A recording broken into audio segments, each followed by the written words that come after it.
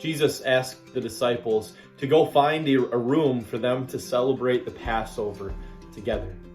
This was a special day in the Jewish year, but this was an especially special day for Jesus and his disciples.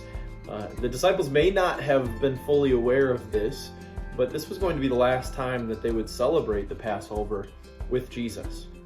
And so they located this upper room in Jerusalem. And when they gathered in the upper room, Jesus washed their feet, the disciples' feet, and then they gathered around the table and shared a meal together. Jesus talked with the disciples. He even identified his betrayer, Judas. Judas left, and then Jesus instituted the Lord's Supper. He gave the disciples a piece of unleavened bread and said, "Take and eat. This is my body." Then he took the cup, which was filled with wine, and he gave it to the disciples and said, "Take and drink. This is my blood of the new covenant." All of this took place in the evening on Thursday night before Jesus would die on the cross, would spill his blood, and would give up his body for the forgiveness of sins for all people. Where Jesus would take the sins of the world on his shoulders, and he would give himself as the perfect sacrifice for those sins, satisfying God's wrath on our behalf, so that we could be in heaven and we can be forgiven. How fitting it is then that when Jesus talks about the Lord's Supper, when he talks about the sacrament of Holy Communion, that he says, "This is my body and this is my blood." That he gives you his actual body and his actual blood in the sacrament. Now, we need not try to explain something like this.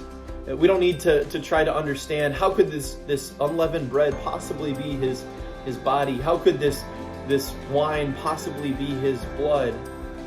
We are just to take Jesus at his word and say that he is giving me his body and his blood for the forgiveness of sins, because he knows how much I need to know and need to be reassured that my sins are forgiven. That humans are physical creatures, and humans need that physical touch, and we associate physical touch with the memory.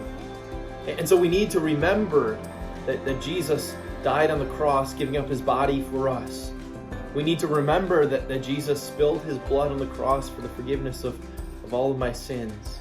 And so in this Holy Communion, as I commune with God and commune with Jesus' body and with Jesus' blood, I am receiving his body and blood in with and under the bread and the wine for the forgiveness of sins.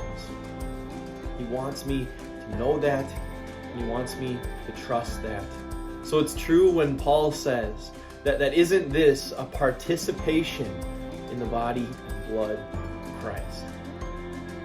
May you always remember this and appreciate this about the Lord's Supper, that in the Lord's Supper, Jesus comes to you in bread and wine, body and blood, for the forgiveness of all of your sins. Let that bring you comfort and hope.